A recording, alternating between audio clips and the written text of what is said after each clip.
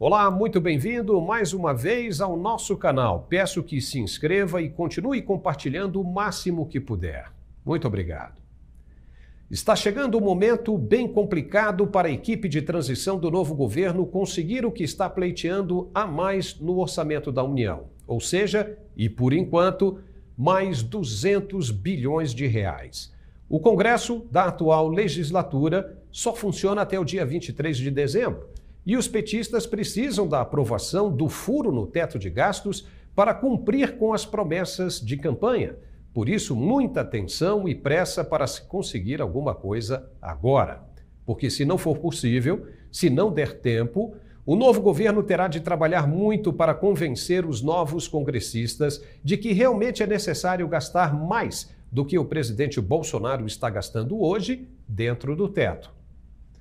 A equipe econômica que está aí, no atual governo, e não há divergências quanto a isso, conseguiu o equilíbrio das contas públicas e opera no azul, com dinheiro em sobra, no caixa, e tudo programado para o cumprimento das metas sociais sem nenhuma pedalada.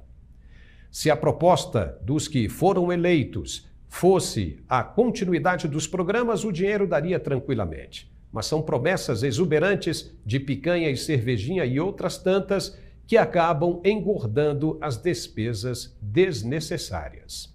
Procuram atribuir as manifestações a atos antidemocráticos, mas não é nada disso. Ninguém está percebendo que os movimentos em frente aos quartéis não têm mais nada a ver com colocar o presidente Bolsonaro em mais um mandato de 4 anos no governo. Nem tampouco tem a ver com golpes, porque os artigos estão inclusos na Constituição. São atos permitidos, inclusive o que está se pedindo. O que estamos vendo agora, na verdade, é apenas a resistência de uma massa imobilizada, contrária à implementação de um plano de governo socialista que se prepara para definir novas diretrizes e impor regras rígidas ao cotidiano de cada cidadão brasileiro conforme a vontade de algumas autoridades. Essa turma de manifestantes tem informação do que se passa ao redor do Brasil, nos países vizinhos, e com toda razão tem o direito de não querer que a mesma coisa aconteça em seu país. E ao contrário do que muita gente imaginava, eles não estão desanimando. O fim de semana foi lotado na porta de vários quartéis pelo Brasil afora. E até personalidades do meio artístico começaram a aderir ao movimento. Então é isso.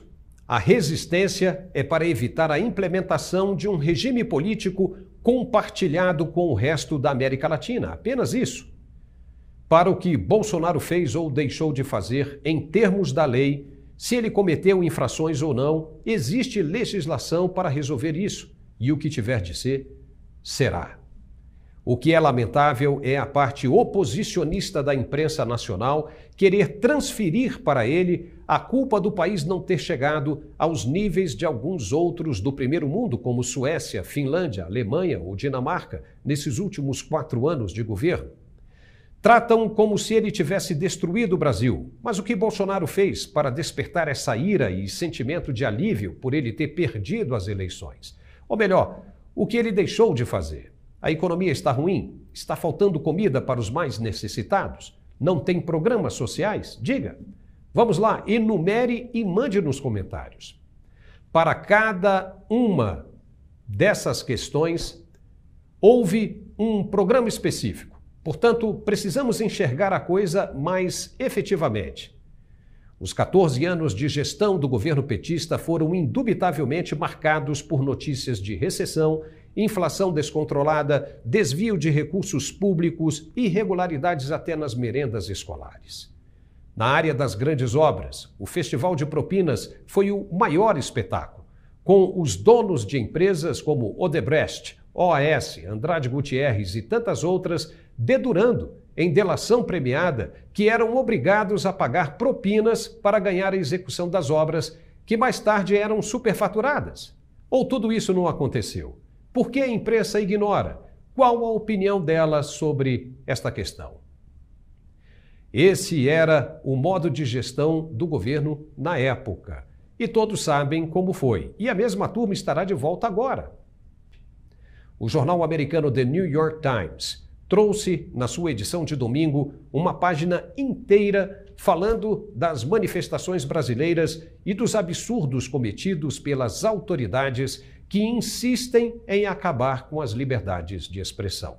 O jornal exalta as manifestações com a foto de uma multidão lotando as portas de quartéis e o título: O que a democracia americana pode aprender com o Brasil?